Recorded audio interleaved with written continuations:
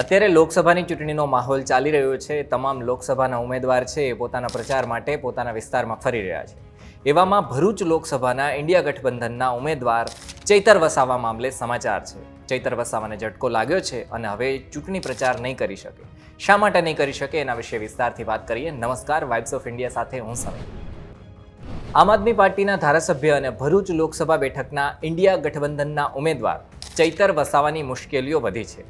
હાલ એ પ્રચાર માટે પોતાના મત વિસ્તાર ભરૂચ અને નર્મદા જિલ્લામાં ફરી રહ્યા છે, પરંતુ નર્મદા જિલ્લામાં હવે નહીં જઈ શકે, કારણ કે ચૈતર વસાવાને મળેલા શરતી જામીનમાં નર્મદા જિલ્લામાં પ્રવેશબંધીની શરત છે એ હટાવવાની અરજી સેશન્સ કોર્ટે ફગાવી દીધી છે. ત્યારે આમ આદમી પાર્ટીના ધારાસભ્ય ચૈતર વસાવાની મુશ્કેલીઓ દૂર નથી થઈ રહી. એ ભરૂચ લોકસભા સીટ પરના ઇન્ડિયા ગઠબંધનના ઉમેદવાર છે.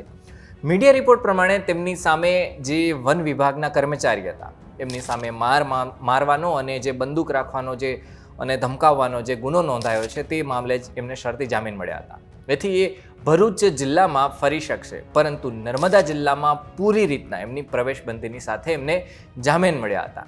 તેથી એ હવે નર્મદા જિલ્લાની જિલ્લા સેશન્સ કોર્ટમાં અરજી કરી હતી એમણે કે તેમની જે નર્મદા જિલ્લામાં પ્રવેશ કરવાની જે પ્રતિબંધી હતી એમાં જામીનમાં શરત છે એ હટાવવામાં આવે અને એમને નર્મદા જિલ્લામાં પ્રવેશની છૂટછાટ આપવામાં આવે, જેથી એ પ્રચાર કરી શકે. આ જ અરજીને લઈ અને આજે નર્મદા જિલ્લાના સેશન્સ કોર્ટમાં સુનાવણી થઈ હતી અને ચૈતર વસાવાની અરજીને કોર્ટે ફગાવી દીધી છે, જેથી ચૈતર વસાવાની અરજી ઠુકરાવી દેતા એમની મુશ્કેલીઓ અત્યારે વધી છે. ભરૂચ લોકસભાની સીટમાં નર્મદા જિલ્લાના ડેડિયાપાડા અને સાગબારાનો વિસ્તાર પણ આવે છે. ત્યારે ચૈતર વસાવા આ વિસ્તારમાં પ્રચાર કરવા માટે હવે નથી જઈ શકવાના, કારણ કે એમના ઉપર પ્રતિબંધ છે.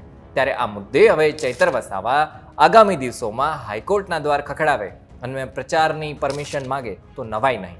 ધન્યવાદ.